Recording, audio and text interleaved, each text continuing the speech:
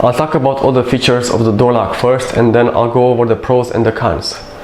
The door lock features: a Biometric Weatherproof fingerprint recognition door lock, a live layer optical sensor technology, a cover that protects the scanner and the pin pad, a low battery power warning alarm, 2 backup keys for optional use, and the door lock can store up to 150 fingerprints and 78 passcodes. The door lock is sturdy and easy to program. The lock is not reliable. It will stop reading fingerprints after a while. Also, you cannot return the lock after package is opened. This biometric fingerprint lock is well made and easy to program, but is not reliable in recognizing fingerprints.